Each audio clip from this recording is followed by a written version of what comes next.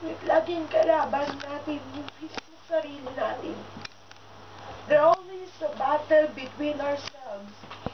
Minsan ang nakakalungkot lang minsan nagwawagi yung puso natin.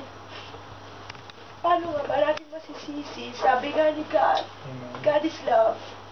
Or if God is with us, no one or nothing can separate us to Him. All of us have a mystery with our life. No one is righteous nga. Di porket nakatayo, ginagamit, malakas na. Yung tipong tumingin kung ano ang bawat kahinaan ng bawat isa. Tingnan kung paano natin mapapalakas ang bawat isa. Amen. Last week, nagkaroon ako ng parang nagkakaroon naman tayo katulad dito, di ba? Problems na parang lahat naman tayo nagkakaproblema. This last week lang, nagka-problema na parang, alam nyo yun na parang, akala ko kasi pag nagpapagamit ka na kay God, pag tumatayo ka na sa harap, na parang wala ka ng problema, na parang all be smooth. Parang tatanong nga kayo, bakit ako nagpagupit? Parang gano'n. Na hindi ako nagpagupit dahil nagka-problema ako. Sorry! Pero, sabi ko ganun ako kapag may problem nagpapagupit. Pero ang gusto ko lang na parang, kaya ako nag-new image, parang, new life. I want to forget all the past. I want to forget my past. Gusto kong lumakad ng matuwid, matapang para sa Kanya. Na parang, ang sakit lang isipan, pero ang ganda ng revelation ni God kasi nung last Sunday, ang laging topic namin sa Bible study ay positive ID. Kilalanin mo yung sarili mo. Nakilala mo yung sarili mo. Na parang ang galing, ang sobrang galing lang ni God kasi bago niya ibigay yung, hindi niya naman ibinigay. Bago mo magkaroon ka ng problemang ganun, pinag-aaral ka niya muna. Amen. Na parang para pinapakilala niya muna yung sarili mo bago ka anuhin ng ibang tao. Amen. Na parang may dumating na problema ngayon na parang, tama, na parang tao lang naman tayo nagtatanong, God, what did I do wrong? Ano ba yung ginawa kong kasalanan? Katulad ng kanina, diba?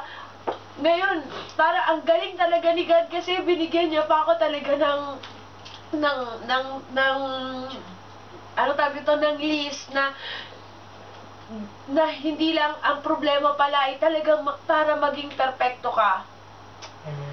Na parang, tapos yung tinuro pa ni Papa, tinuro pa ni Rick Warren yung, I'm the product of my past. But I'm not a prisoner of it. Amen. Nasasaktan lang talaga tayo na minsan may mga tao na, may mga kaibigan tayo na gumagamit ng na parang nadudun ka na sa rurok nasaruro ka na nasaruro ka na nung paggamit ni Kristo. Pero dumarating sa point na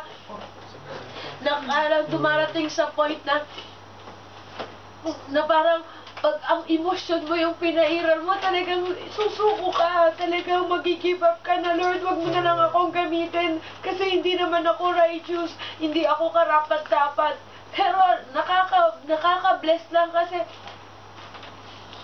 matapang ko nga harapin na hindi man ako karapat-dapat, hindi man ako righteous, marami man ako weaknesses sa sarili ko, but I will continue to walk on, I will continue to surrender everything, I will continue to be His soldier.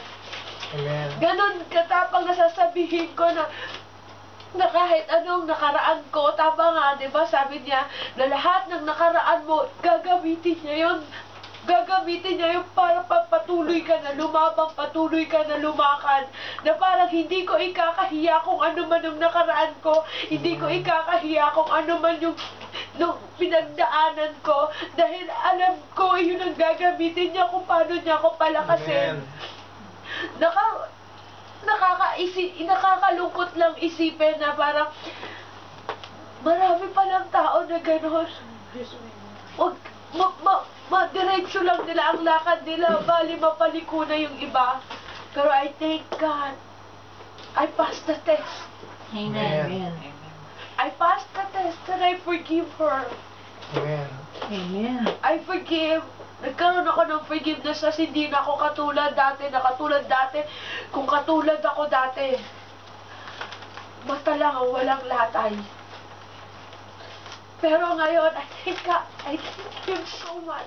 I passed the test that I forgive na kahit gaano kasakit ang nangyari sa buhay ko, I continue to forgive. At sasabihin ko na matapang kay Jesus na I will continue to follow you no matter what. Walang makakapigil sa akin kahit isang batalyon ang umano sa harapan ko. I will continue to be your soldier, O God. You love po. Salamat po. Amen. Ay po natin, meron po tayong iba-ibang karanasan at meron po tayong iba-ibang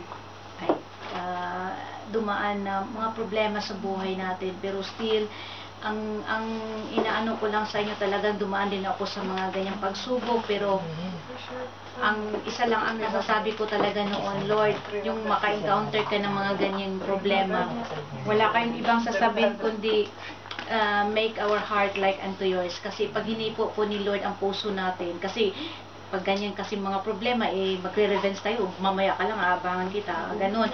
Pero really, God is really good. Pag sinambit mo talaga na, Lord, with us, or Lord, have mercy on them, and make our heart like unto yours. Talaga pong gagalaw po si Lord sa buhay natin.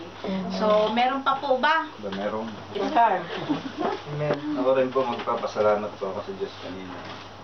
Nagising ako siguro mga 4 o'clock. 4 o'clock hindi ako makakatulog na talaga. Siguro mag-isang oras na o muna 1 hour na ako nakakatulog. Sabi ko gusto kong... Gusto kong... Hindi mo ako nag-computer ako, kinagagalitan ako ni... Ano sabi? Facebook pa lang. Sisira. Facebook lang na. Pero bigla akong chinat nung pamangkin ko, sabi sa akin, Kuya, okay ba ang Christian? Pero bago ko po ituloy yun, gusto kong may dalawa kasi yung positive and negative na ano sa akin. Kasi pag tulog ko, nagkaroon ako ng vision na doon sa bahay, umuwi ako ng Pilipinas. And then, bigla ako umiiyak doon sa bahay ng nanay ko. Tapos inano ako ng nanay ko, parang sinisisi ko yung sarili ko, yung mga nakaraan ko. At eksaktong-eksakto po doon sa message yun eh. Nasabi ko raw, bakit ko nagawa yun? And then parang napalayo ako sa Panginoon. Ganun. Tapos marami raw siyang bisita kasi nag-brown out. And then may gathering doon, nandun yung mga tao na bisita ng tatay ko. And then ako nagpapatotoo ako sa kanila about God. Hindi nila ako pinakikinggan. Hindi talaga sinisingit ko yung sarili ko, parang binabalo yun. Tapos dumating yung anak ko, ang babae, na may gusto siyang abutin na isang pagkain. Tapos pag abot sa akin, natapon yung mga pagkain. Tinignan ko yung paa niya, nakayapak siya. Tapos yung bakat ng putik, doon sa tinapakan niya, parang nagmarka. Sabi ko, Lord, ano na naman to? Parang nung pagkano na yun, nagising ako, hindi na ako nakatulog. Sabi ko, sa iksi ng oras na nakatulog ako, mga 30 minutes siguro, bigla ako na naging na gano'n na hindi mabura-bura sa aking isip. Sabi ko, siguro, parang inaano sa akin yung mga nagawa mo, maaaring mangyayari yung gano'n. Pero sabi ko nga, Lord, alam ko na inamin ko na lang sa sarili ko na ako'y nagkasala kasi noon pa niya pinakikita yun. But alam ko, through prayer, lahat ng bagay na yun na ako natitiwala, mababago yun. Glory to God na, sabi ko, hindi na ako iiyak na ano, nagpapasalamat ako Amen. na dumadaan ako sa mga problema ng Yes. mga Amen. pagsubok na yun dahil Amen. Yes. alam ko yung plano ng Diyos hindi para sa akin eh. Kagaya nga nung pamangkin ko na yung vision niya na siya na rin mismo naghahanap sa Panginoon. Kasi tinatanong niya, Kuya, Ilang taon na yun? Kuya, yung nakatira sa bahay ko, 20 years. Sabi sa akin, Kuya, hindi ba... Nasama sila, napapasama sa kanya. Sa luwa. May nervous po kasi yun, sabi ko, natin na Christian sa magtalbang sa kanilang Amen. Kaya sabi ko, glory to God, Nini, sabi ko, kung may tanong ka, kasi kilala ko din yung dalawang church din eh. Mga kasama ko po dati yan sa Talbang kami. Sabi ko, Kuya, kilala ko, pero mas i-refer kita doon kaya ano, sabi mo, pamangkin kita. Sabi niya, nandito na ako Kuya sa ano, dito ako umatin. Sabi ko, wala problema kung sa kalalago. Basta, glory to God. Sabi ko nga, yung plano hindi sa akin eh, hindi yung ano hindi sa atin na tumanggap sa Panginoon, kung hindi doon sa up to 38 nga, if you baptize in the Holy Ghost, sinabi doon na yung pangako sa yung sambayanan at sa mga malayo. Kaya glory to God, sabi ko, talagang natatawa na lang ako na sabi ko, kailangan ko mas lalong tumayo, hindi yung Kristiyano na pabagsak-bagsak na lang. At maraming salamat po sa Panginoon. Panaginip ng Joseph the Dreamer. Teddy the Dreamer. Eh, Joseph nga sa akin eh. Ay, sorry. Ito mo yung pinunta natin kahapon. Okay. Wow. Wow. Isa naman pong kaluluwa. Friends po ni Ate Digna. Pumunta kami sa outside Paris, papuntang Chateau de Versailles. Pero glory to God, yung kaibigan po ni Ate Digna, talaga pong meron po siyang napulot ba yun? Napulot ng mga salita galing po sa na-share namin sa kanya. Kasi yung buhay po kasi niya is talaga pong komplikado, talaga grabe po talaga. Pero hindi natin tinitingnan yung ano nila kasi hindi natin tinitingnan yung ama ng bata, yung sitwasyon. Kasi ama ng bata ang tawag eh. Ang gusto niyang nirespeto natin yung mga salita niya na ama ng bata. Pero alam niyo, sa ganong sitwasyon talaga pong dapat natin silang, yun talaga ang magandang alagaan. Kasi nasa alanganin yung ano niya, nandoon pa rin yung stubborn heart niya, yung parang matigas yung puso niya, matigas din yung isa. So parang nakikita ko kahapon na, Lord, maganda itong alagaan na ito, yung kaluluwa na ito, dahil even though na medyo may katigasan pa, gano'n naman talaga siya, gano'n naman talaga tayo bago natin matanggap si Lord. Pero salamat sa Diyos na nagki-pray rin siya sa amin, na meron po siyang konting naunawaan tungkol doon sa, kasi puro ayoko ganyan, ano lang ba, dahil lang sa bata, ganito, nagsama kami, wala na nga kami gano'n, doon ang kwarto niya. Pero sa sitwasyon na yun, sabi ko, Lord, there is no impossible to you, na talagang pag gagalaw ka sa buhay na ito, sa mag-asawa, paano ba yan sasabihin? Sa magrelasyon ito, talaga pong, bakit po, Panginoon, sinabi mo po nga talaga pong gagawa ka ng paraan na paano ba yun? Magkaroon sila ng love. Kasi naniniwala naman tayo nga, God is love talaga. Pero hindi ko po isasabihin yung buhay niya kasi baka na po, chismis na po yun. Pero kabagsakan po. Ang inano ko lang po na talaga po, kung meron po kayong time na Saturday, kasi yun lang po talaga ang time niya, pwede kayong sumama sa amin. Sige, sama na lang kami.